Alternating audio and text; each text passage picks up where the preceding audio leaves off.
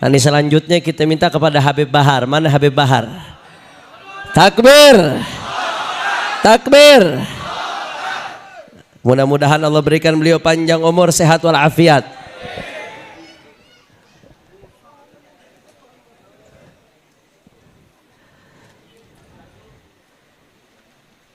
Nah,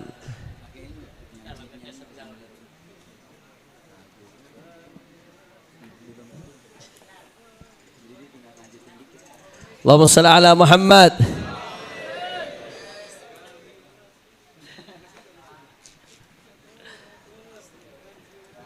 Fadhal.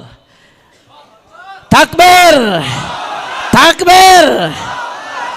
Ini karena acaranya pernikahan, tadi amanat dari imam besar kita.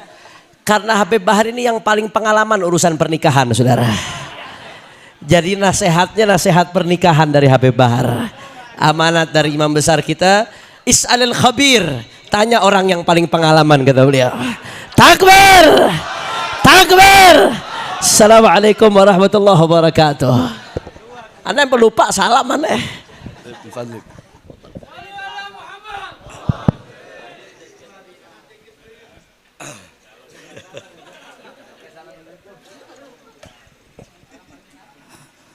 Assalamualaikum warahmatullahi wabarakatuh. Alhamdulillahil qawiyyi sultanuh, al-wadihil burhanuh, al-mabsut fil wujud karamuhu ihsanuh. Allahumma salli wa sallim wa barik wa karrim wa azim ala nuril anwar wa sirril asrar wa tiryakil aghyar wa miftahi babil yasar sayyidina wa maulana Muhammad Muhammadinil Mukhtar wa alihil athhar wa ashabihil akhyar adada ni'amillahi wa ifdalih, amma ba'd. Yang saya cintai, yang saya muliakan, guru kita bersama orang tua kita, Imam besar Al-Habib Muhammad Rizik bin Husain bin Syihab. Mudah-mudahan Allah panjangkan umur beliau, Allah sehatkan jasmani dan ruhani beliau, Allah perkuat langkahan kaki beliau di dalam berdakwah, berjuang di jalan Allah, menuntun kita semua menuju jalannya Allah subhanahu wa ta'ala. Amin, amin, ya rabbal alamin. Yang saya cintai, yang saya muliakan, segenap anak-anak mantu beliau, Al-Habib Hanif Al-Attas, Al-Habib Alwi bin Smith, Al-Habib Muhammad Al-Attas, selaku Ketua Umum Front Persaudaraan Islam. Yang saya cintai, yang saya muliakan, segenap para habaib yang lain, segenap para kiai. Tadi saya di atas ketemu dengan Kiai Haji Qurtubi. Biasa kalau kita kan tim asap, jadi di atas. Kalau di sini ini tim-tim yang nggak berasap. Kiai Qurtubi, Kiai Awid, beserta seluruh para kiai, para asatid, para alim ulama, segenap para tokoh masyarakat, segenap aparat pemerintah, seluruh pengurus Front Persaudaraan Islam beserta seluruh hadirin hadirat, bapak-bapak, ibu-ibu, khususnya para pemuda-pemudi umat baginda Nabi besar Muhammad yang selalu dimuliakan oleh Allah subhanahu wa ta'ala. Saudara-saudara sekalian yang dimuliakan oleh Allah, kita sering mendengar baiti jannati, rumahku sorgaku. Rumahku sorgaku bukanlah rumah yang mewah, bukanlah rumah yang di dalamnya terdapat perabotan-perabotan yang mahal, bukanlah suami yang ganteng, bukanlah istri yang cantik, bukanlah anak-anak yang pintar dalam urusan dunia. Tetapi rumahku sorgaku adalah suami yang taat kepada Allah, yang patuh kepada Allah, yang tunduk kepada Allah. Seorang istri yang soleha, alimah, abidah, zahidah, wari'ah, jayyah. Seorang istri yang ikhlas menerima kekurangan suaminya. Seorang istri yang sabar. Seorang istri yang bisa menjadi muallimah, muaddibah, mudarrisah lil abna. Seorang istri yang bisa menjadi madrasah, bisa menjadi guru, bisa menjadi ustadz, bisa menjadi pengajar, pendidik pertama bagi putra putrinya. Anak-anak yang pintar dalam urusan akhirat, dalam urusan agama, anak-anak yang taat, yang patuh, yang tunduk kepada Allah. Rumah tangga yang dihidupkan dengan Al-Quran, rumah tangga yang dihidupkan dengan sunnah-sunnah baginda Nabi besar Muhammad, rumah tangga yang dihidupkan dengan ilmu Nabi, akhlaknya Nabi, adabnya Nabi, waraknya Nabi, khaufnya Nabi, khasyahnya Nabi, zuhudnya Nabi, ibadahnya Nabi, qanaahnya Nabi. rumah tangga seperti ini inilah sorga. Walaupun rumahnya dari kardus, walaupun tinggal di bawah jembatan, kalau suaminya taat kepada Allah, patuh kepada Allah, tunduk kepada Allah, istrinya taat kepada Allah, patuh kepada Allah, tunduk kepada Allah, anak-anaknya taat, patuh, tunduk kepada Allah, rumah tangganya hidup dengan Al-Quran, hidup dengan sunnah Nabi Muhammad, rumahnya akan menjadi sorga, saudara-saudara. Oleh karenanya, wasiat yang pertama bagi para istri-istri, istri-istri semuanya, khususnya bagi kaum perempuan, ketahuilah bahwasanya engkau sebagai wanita, engkau sebagai seorang ibu, engkau sebagai seorang ibu adalah madrasatul ula, engkau adalah pendidik pertama, engkau adalah pengajar pertama, guru pertama bagi putra putrimu. Saudara-saudara, baik buruknya anak bukan tergantung dari bapaknya. Saya tanya semuanya, anak-anak kita lebih banyak waktu dengan siapa? Dengan kita sebagai suami atau dengan istri kita sebagai seorang ibu? Lebih banyak mana waktu anak? Lebih banyak dengan bapak apa dengan ibu? Lebih banyak dengan bapak apa dengan ibu? Saudara, baik buruknya anak tergantung daripada ibu. Yang mendidik seorang anak, terbentuknya watak seorang anak, terbentuknya sifat seorang anak, ada kebiasaan seorang anak baik atau buruk, bagus atau rusak, itu tergantung daripada ibunya. Saudara-saudara, Hadramut melahirkan para ulama, melahirkan para aulia, melahirkan orang-orang soleh. Kenapa? Itu tidak terlepas dari kepribadian wanita-wanita yang ada di Hadramut. Perempuan yang ada di Hadramut seumur hidup keluar rumah cuma 3 kali, saudara-saudara. Pertama, ketika mereka bermain bersama bapaknya, mereka keluar rumah masih kecil. Kedua, ketika mereka menikah, dari rumah orang tuanya menuju rumah suaminya. Ketiga, ketika mereka mati, dari rumahnya menuju kuburnya, saudara-saudara. Makanya tidak heran Hadramut melahirkan para ulama, para fuqaha.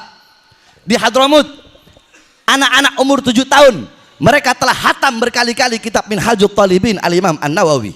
Al-Imam, contoh Al-Imam Al-Habib Abdullah bin Alwi Al-Haddad, umur 3 tahun, beliau terkena penyakit cacar yang menyebabkan kedua mata beliau buta. Tetapi di umur 6 tahun, beliau hafal Al-Quran. Di umur 9 tahun, beliau hafal Kutubus Sittah, Bukhari, Muslim, Sunan Abi Daud, Tirmidzi, Ibnu Majah, An-Nasai. Di umur 10 tahun, beliau hafal Kutubul Ghazali, Ihya Ulumuddin, Minhajul Abidin, Miyarul Ilim, Bidayatul Hidayah, dan lain-lainnya. Al-Imam Al-Habib Ali bin Muhammad Al-Habsyi, beliau umur 10 tahun mendapatkan magam yang sangat tinggi, magam kewalian yang sangat tinggi beliau dapatkan di umur 10 tahun. Apa itu? Ra'an Nabi SAW yaqdatan.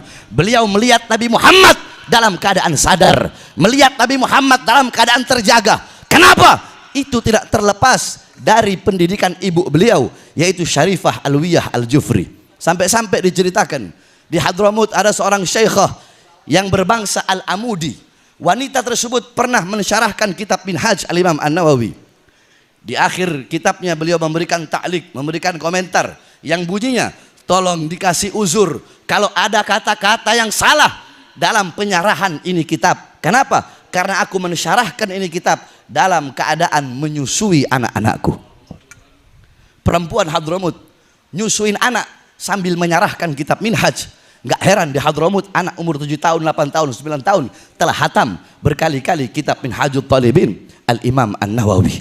Banyak perempuan-perempuan sekarang, istri-istri kalian, saudara-saudara, mereka tahu di mana letak lemarinya, di mana letak alat riasnya, alat make upnya, di mana letak dapurnya, di mana letak kompornya. Istri-istri kalian tahu, tapi istri kalian tidak tahu di mana letak anak-anak perempuannya ketika malam. Saya tanya, istri kalian di rumah apabila ada emas, intan, permata, berlian, uang, apakah ditaruh di luar rumah atau ditaruh dalam lemari dikunci rapat-rapat? Jawab. Ditaruh di lemari. Kenapa nggak taruh di luar? Takut hilang, takut diambil orang, takut dirampas orang, takut dirampok orang. Emas, intan, permata, berlian kalian kunci rapat-rapat dalam lemari. Tapi kenapa putri-putri kalian, anak-anak perempuan kalian umbar seperti binatang, saudara-saudara? Apakah emas, intan, permata, berlian lebih berharga daripada anak-anak perempuan kalian? Kalian para suami, kalian sebagai bapak, pagi, siang, sore, malam, kalian sibuk cari uang, sibuk cari nafkah. Untuk apa? Untuk memberi makan jasmani anak-anak kalian. Saudara-saudara, ketahuilah, jikalau kewajiban kalian sebagai bapak cuma ngasih makan jasmani anak, apa bedanya kalian dengan binatang? Kalau kewajiban kalian cuma cari uang, ngasih makan istri kalian, ngasih makan anak kalian, nggak ada beda dengan binatang. Kalian belum bangun, binatang sudah bangun duluan untuk mencari ikan makan untuk anak dan istrinya. Ada yang lebih wajib bagi kalian, ada yang harus kalian utamakan, ada yang harus kalian dahulukan, ada yang harus kalian pentingkan. Apa? Memberi makan jiwa, hati, dan roh anak-anak kalian. Apa makanan jiwa, saudara-saudara? Apa makanan hati? Apa makanan roh? Makanan jiwa, makanan hati, makanan ruh adalah ilmu. Hati 3 hari gak kena ilmu, hati menjadi mati. Maka tanyakan kepada kalian, sebagai bapak, sebagai suami, telah berapa lama kalian menjadi sebab hati anak-anak kalian mati, hati istri-istri kalian mati, sehingga anak-anak kalian menjadi anak-anak yang durhaka, dan istri kalian menjadi istri yang durhaka. Jadi ingat, wasiat saya, nasihat saya, baik buruknya anak tergantung daripada ibunya, baik buruknya istri tergantung daripada kita sebagai suami, saudara-saudara. Jadi anak bagaikan penumpang, ibu atau istri kita bagaikan perahu. Kita adalah nahkoda daripada perahu tersebut. Apabila perahunya bolong, apabila perahunya rusak, maka tenggelamlah penumpang yang ada dalam perahu tersebut. Rusak atau tidaknya perahu tergantung kita sebagai nahkoda. Bukankah dalam Al-Quran Allah berfirman, ku anfusakum wa ahlikum naro. Jagalah diri kalian, jagalah anak istri kalian, jagalah orang-orang yang nafkahnya dibebankan kepada kalian, jagalah mereka dari api nerakanya Allah. Bagaimana cara menjaga mereka dari api nerakanya Allah?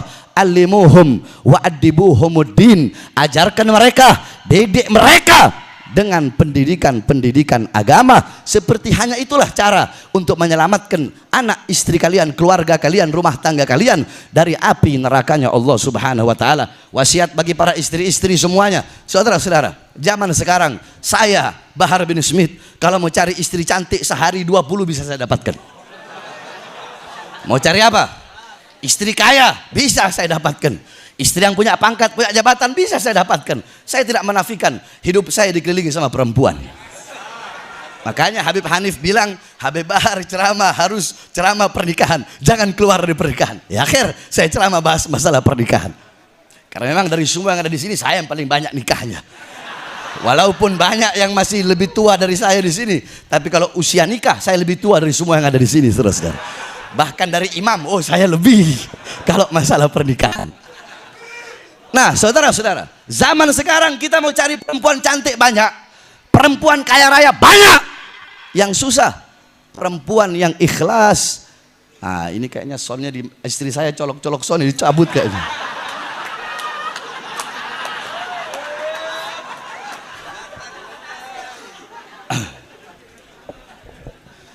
Saudara-saudara, kenapa soundnya ini? Lun, jangan dicabut Lun. Kakak lagi ceramah Lun. Saya kalau ketemu besan Habib Ahmad bin Soleh, yang tadi anak beliau Said Bagir menikah dengan putri imam besar kita, yaitu Sayyid Bagir dan Syarifah Fairuz. Kalau ketemu Habib Ahmad, pasti Habib Ahmad bilang, Beb, masih ingat nggak waktu dulu sidang? Kenapa Beb? Anak udah lupa. Dulu yang waktu hakim pernah tanya. Jadi hakim waktu itu nanyanya ke Habib Muhsin bin Zaid. Mana Habib Muhsin? Oh udah pulang. Habib Muhsin mungkin ingat. Jadi hakim nanya ke Habib Muhsin, Beb, waktu itu Habib Muhsin menjelaskan tentang keutamaan mati syahid akan mendapatkan bidadari di sorga. Ini hakim usil, dia nanya, Beb, emang kalau bidadari di sorga ngumpul sama istri, emang istri gak cemburu sama bidadari? Habib Muhsin gak jawab. Kata Habib Muhsin, oh kalau masalah istri biar Habib Bahar yang jawab. Akhirnya saya jawab, oh yang mulia, di sorga itu kenikmatannya kekal abadi. Tidak ada perkara apapun yang memutuskan kenikmatan di sorga. Nah, cemburu itu bisa memutuskan kenikmatan. Jadi rasa cemburu tidak ada di sorga. Seperti saya istrinya 4 yang mulia. Jadi nanti di sorga istri saya itu nggak ada rasa saling cemburu. Oh begitu Bebe, iya. Begitu selesai sidang di skors, saya turun, istri saya Fadlun cemberut sama saya. Oh begitu Kak, enggak Lun, tadi kakak salah ngomong, salah ucap.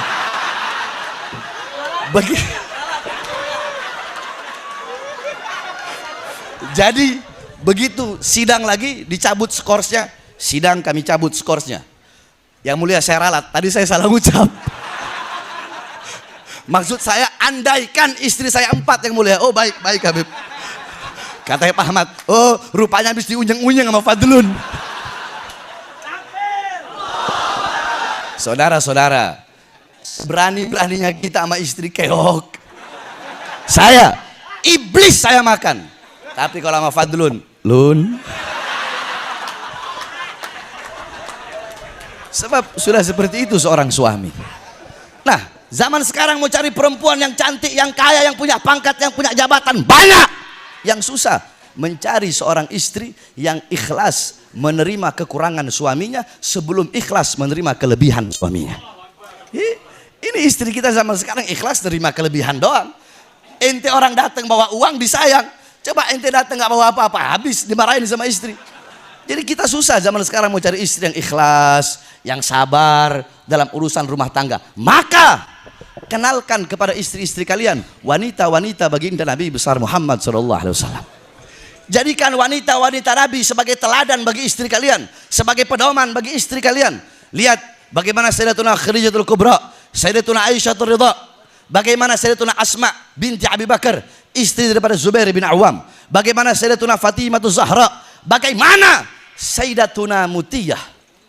Sayyidatuna Mutiyah dalam riwayat Rasulullah pernah berkata kepada Sayyidatuna Fatimah, wahai putriku Fatimah, apakah engkau ingin tahu siapa kelak di akhirat, di sorga, wanita yang akan memegang tali kendaraanmu?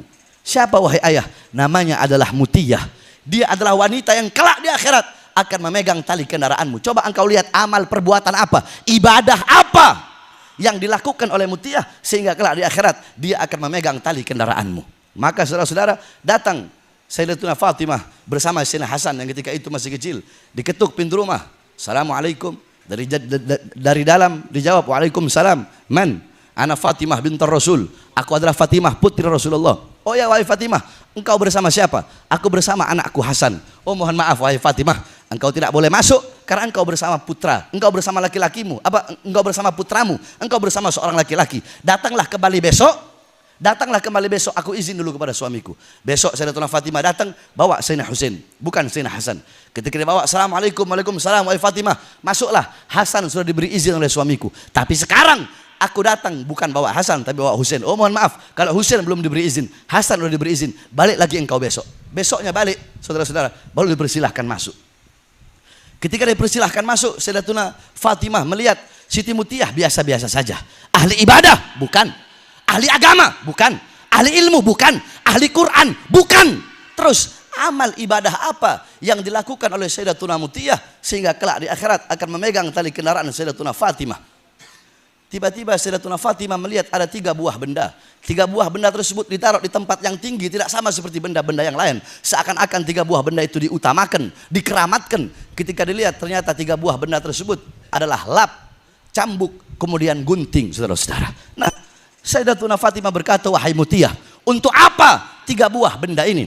Sayyidatuna Mutiyah berkata, yang pertama lap. Ketika suamiku pulang kerja, suamiku pulang mencari nafkah, seluruh keringatnya dari ujung rambut sampai ujung kaki, aku hapus, aku lap keringatnya dengan lap tersebut. Karena keringat itulah yang jatuh untuk memberikan aku nafkah. Terus untuk apa ini cambuk? Selesai suamiku pulang kerja, selesai aku lap keringatnya, aku telah masak. Aku sediakan makanan-makanan yang telah aku masak dimakan oleh suamiku.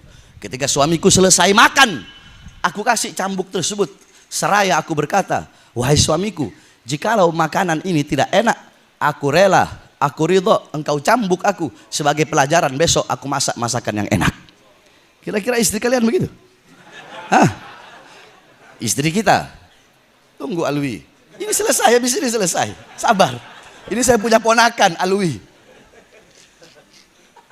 Itu begini begitu. Saya tanya, istri kalian begitu? Oh, istrinya kita orang. Istrinya kita orang. Sayang, kurang asin, masak aja sendiri.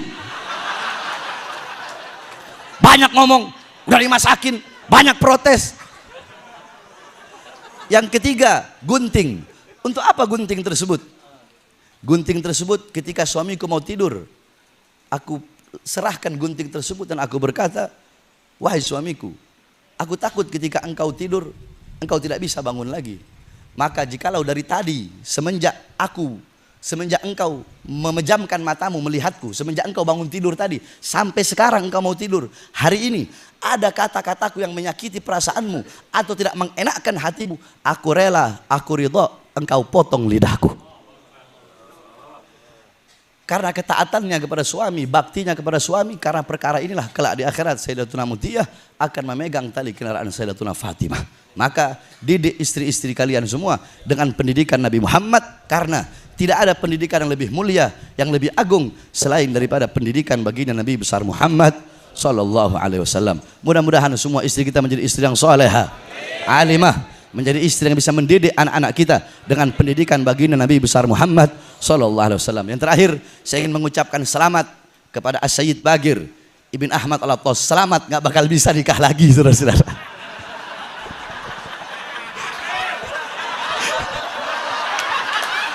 Walafu minkum. Wassalamualaikum warahmatullahi wabarakatuh. Allahu Akbar.